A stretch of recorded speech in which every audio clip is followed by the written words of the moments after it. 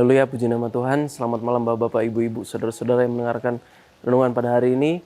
Saya yakin kita semua pasti masih diberkati Tuhan. Kita semua pasti masih dibimbing oleh Tuhan. Masih merasakan kasih setia Tuhan dalam setiap kehidupan kita. Pada pembahasan hari ini kita akan melihat dalam kitab Daniel. Nah, dalam kitab Daniel ini kita banyak sekali mendengarkan cerita-cerita. Mulai dari cerita mimpi-mimpi Daniel atau cerita tentang bagaimana Daniel diselamatkan daripada dalam gua singa, atau kita banyak sekali yang kita bisa lihat makna-makna dari kitab Daniel ini. Tetapi kita akan melihat dalam pasal 2 dan pasal yang ketiga.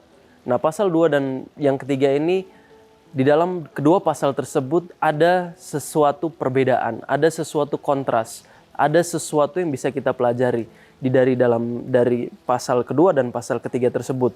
Nah, kita akan melihat di sini, kita mungkin akan sering mendengar cerita yang akan kita bacakan nanti.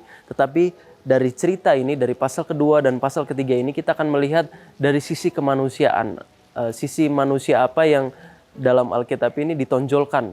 Jadi kita akan mempelajari sifat-sifat manusia, lalu kita akan melihat bagaimana Tuhan bereaksi, bagaimana Tuhan menyikapi segala sesuatu yang manusia hadapi. Nah, dalam pasal yang kedua saya akan bercerita sedikit. Nah, ini adalah ketika Nebukadnezar mendapatkan mimpi. Nah, Daniel itu berada di dalam kerajaan Babel. Daniel dan ketiga temannya, Sadrak, Mesak, dan Abednego. Nah, Raja Nebukadnezar pada waktu itu dia mendapatkan mimpi. Dan ketika dia mendapatkan mimpi, dia meminta orang-orang pintar di seluruh kerajaan Babel untuk menerjemahkan mimpinya. Tetapi sayangnya tidak ada satupun yang bisa menerjemahkan mimpi Raja Nebukadnezar. Bahkan semua sekalipun orang-orang pintar di sana, tidak ada satupun yang bisa menerjemahkan mimpi raja tersebut. Sehingga raja tersebut dia merasa kecewa dengan para bawahan-bawahannya. Dia merasa kecewa dengan orang-orang sehingga dia marah. Ketika dia marah, dia memerintahkan orang-orang atau pasukan-pasukannya untuk membunuh semua orang pintar di seluruh wilayah Babel, termasuk Sadrak, Mesak, Abednego, dan Daniel. Dan ketika Daniel mendengar kabar itu, Daniel meminta Sadrak, Mesak, dan Abednego untuk berdoa bersama-samanya untuk meminta petunjuk daripada Tuhan apa arti dari mimpi Raja Nebukadnezar. Pada Daniel 2 ayat yang ke-17 sampai 18, kemudian pulanglah Daniel dan memberitahukan hal itu kepada Hananya, Misael, dan Azaria, teman-temannya. Hananya, Misael, dan Azaria ini adalah nama lain dari nama asli daripada Sadrak, Mesak, dan Abednego. Sebelum Raja Nebukadnezar mengganti namanya, itu ada tertulis dalam Daniel 1 ayat yang ke-7. Ayat yang ke-18 akan saya bacakan. Dengan maksud supaya mereka memohon kasih sayang kepada Allah semesta langit mengenai rahasia itu, supaya Daniel dan teman-temannya jangan dilenyapkan bersama-sama orang-orang bijaksana yang lain di Babel. Nah, jadi di sini memang tertulis jelas bahwa Daniel meminta pertolongan kepada teman-temannya, ketiga temannya, yaitu Sadrak, Mesak, dan Abednego, untuk berdoa kepada Tuhan, meminta jawaban Tuhan supaya mereka tidak ikut dibunuh. Singkat cerita, kita tidak akan membahas detail tentang apa dari arti mimpi tersebut, tapi kita akan melihat kejadian setelah Daniel dapat menerjemahkan mimpi-mimpi Raja Nebukadnezar. Apa reaksi Raja Nebukadnezar? Raja Nebukadnezar pada Daniel 2 ayat yang ke-46, 48 sampai 49 akan saya bacakan. Lalu sujudlah Raja Nebukadnezar serta menyembah Daniel. Ayat yang 49, atas permintaan Daniel, Raja menyerahkan pemerintahan wilayah Babel itu kepada Sadrak, Mesak, dan Abednego. Sedang Daniel sendiri tinggal di istana raja. Jadi ketika Daniel dan teman-temannya dapat menerjemahkan mimpi Raja Nebukadnezar, di sini dituliskan bahwa Raja Nebukadnezar langsung sujud kepada Daniel. Raja Nebukadnezar langsung menyembah Daniel. Di sini kita bisa melihat bahwa orang-orang akan memberikan penghargaan-penghargaan ketika kepuasan-kepuasannya dipenuhi. Nah, di sini yang Raja Nebukadnezar lakukan. Ketika kepuasan dipenuhi, ketika permintaannya dipenuhi, dia merasa senang dan dia bahkan menyembah Daniel dan teman-temannya, dan mereka diberikan kekuasaan untuk memerintah di wilayah Babel. Kepada wilayah itu diserahkan kepada Sadrak, Mesak, dan Abednego. Jadi itulah sifat manusia. Jadi Sadrak, Mesak, dan Abednego ditinggikan oleh Raja Nebukadnezar. Nah, tetapi yang terjadi dalam pasal yang ketiga adalah kejadian sebaliknya, kejadian yang bertolak belakang. Kita akan melihat bagaimana manusia cepat sekali berubah pikiran, manusia cepat sekali untuk berubah-ubah sifatnya atau karakternya. Nah, kita melihat dalam pasal yang ketiga ini, singkat cerita bahwa dalam pasal yang ketiga Raja Nebukadnezar membangun sebuah patung, dan patung itu dia meminta untuk seluruh orang di wilayah Babel untuk menyembah patung tersebut. Tetapi hanya 3 orang yang tidak menyembah patung tersebut.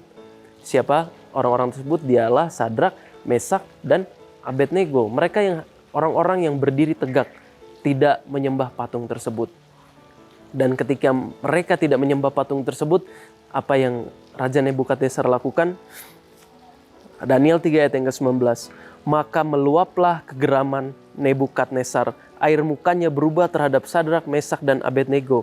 Lalu diperintahkannya supaya perapian itu dibuat 7 kali lebih panas dari yang biasa. Seketika juga ketika kepuasannya tidak lagi dipenuhi, ketika keinginannya lagi tidak dipuaskan oleh orang-orang, oleh Sadrak, Mesak, dan Abednego, Nebukadnezar langsung berubah pikiran untuk membunuh Sadrak, Mesak, dan Abednego.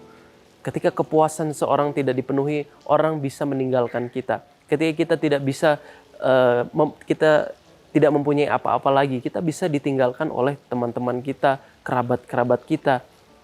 Dan ini adalah sifat manusia. Manusia bisa meninggalkan sesamanya ketika tidak ada yang bisa kita tawarkan lagi kepada mereka. Tidak ada kepuasan-kepuasan yang bisa kita berikan kepada mereka. Dan mungkin kita juga pernah merasakan bahwa kita telah menemukan orang-orang yang benar-benar mengasihi kehidupan kita, orang-orang yang akan selalu ada dalam kehidupan kita. Tetapi suatu saat ada suatu tragedi atau kejadian tertentu, mereka meninggalkan kita karena kita mungkin tidak mempunyai apa-apa lagi, kita mungkin dalam keadaan jatuh. Banyak hal-hal yang membuat orang lain meninggalkan kita. Dan ini yang dialami oleh Sadrak, Mesak, dan Abednego. Ketika mereka tidak lagi memuaskan keinginan Raja Nebukadnezar untuk disembah, itu adalah keinginan Raja Nebukadnezar langsung menyuruh membunuh mereka. Tetapi di situ kita bisa melihat bahwa manusia bisa berubah-ubah, tetapi Tuhan tidak pernah berubah. Tuhan akan selalu menyertai kehidupan kita. Tuhan akan selalu menopang kehidupan kita. Tuhan akan selalu memberikan kita kekuatan. Tuhan tidak pernah meninggalkan kita, walaupun kita ditinggalkan oleh orang banyak. Ketika Tuhan memberikan berkat kepada kita, itu adalah berkat Tuhan. Kita harus bersukacita. Tetapi ketika orang-orang meninggalkan kita, Tuhan ada di situ. Dalam kesedihan kita, Tuhan ada di situ. Dalam kelemahan kita, Tuhan ada di situ. Karena kita tahu dalam cerita ini, ketika mereka dibakar dalam perapian, ketika Sadrak, Mesak, Abednego diikat dan dibakar ke perapian, mereka tidak mati. Karena Tuhan yang menyelamatkan mereka. Ketika mereka menuju perapian, Tuhan juga masuk bersama-sama dengan mereka ke dalam perapian dan mereka selamat. Dalam kesedihan kita, Tuhan ada dalam kesedihan kita, dan Tuhan akan mengeluarkan kita dari kesedihan kita, dari setiap permasalahan kita. Dan itu yang dialami oleh Sadrak, Mesak, dan Abednego, pertolongan Tuhan yang luar biasa. Daniel 3 ayat 24-25 akan saya bacakan. Kemudian terkejutlah Raja Nebukadnezar lalu bangun dengan segera. Berkatalah ia kepada para menterinya, bukankah 3 orang yang telah kita campakkan dengan terikat ke dalam api itu? Mereka menjawab kepada raja, benar ya raja. Katanya, tetapi ada 4 orang kulihat berjalan-jalan dengan bebas di tengah-tengah api itu.